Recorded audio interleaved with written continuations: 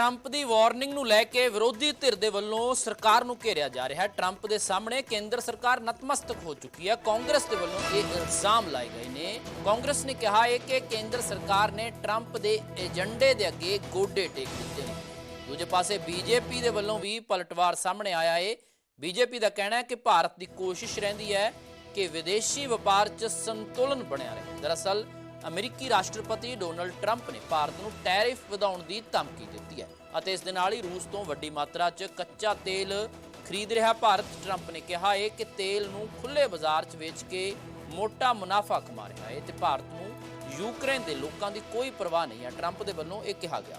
Ukraine दे विच किन्ने लोग रूस दीआं जंगी मशीनां द्वारा मारे जा रहे हैं।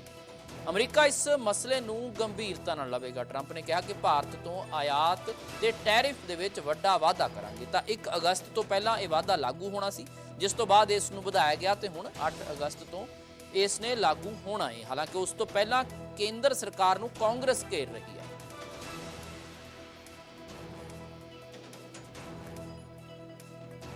मराठा संगम का दोस्त दोस्त न रहा, दोस्त दोस्त न रहा।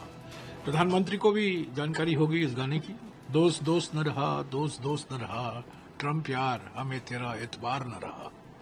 हाउडी मोडी कराया, नमस्ते ट्रंप कराया, अगली बार अब की बार ट्रंप सरकार कराया। फोटो ऑप हुई, व्हाइट हाउस चले गए।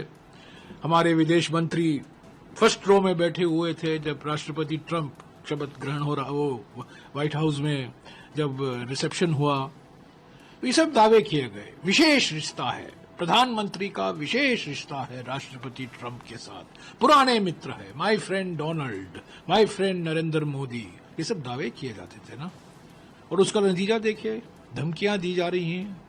25% से ऊपर टैरिफ लगाया जा रहा है। हमें धमकी दी जा रही है कि रूस से आप तेल मत खरीदिए। ये दोस्ती बहुत कीमती निकली ना।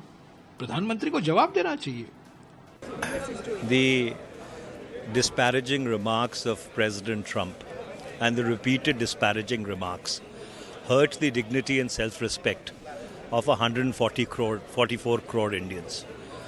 We do hope that the government will demonstrate spine and resolve in order to call out this hectoring and bullying, because it is not a question of tariffs any longer. It is a question of India's self-respect. Bharat को अपना हित देखना चाहिए, जिसमें 140 करोड़ लोगों का हित हो। कच्चा तेल का जहाँ तक सवाल है, भारत दुनिया भर में जहाँ भी उसे मिलता रहा है, आज़ादी से आज तक खरीदता रहा है, पर देश कीमत चुका रहा है। मोदी जी की गलत विदेश नीति का उल्लंघन जब उन्होंने किया था, एक स्थापित विदेश नीति थी कि हम किसी दूसरे देश के अंदरूनी मामलों में दखल नहीं देंगे। इन्होंने हाउडी मोदी, नमस्ते ट्रंप, अगला राष्ट्रपति ट्रंप, क्या उतार दिया विदेश नीति को, किस मुहाने पे पहुंचा दिया। अपनी नासमझी या जानबूझकर की गई कोशिशों से उसकी कीमत आज भारत चुका रहा है।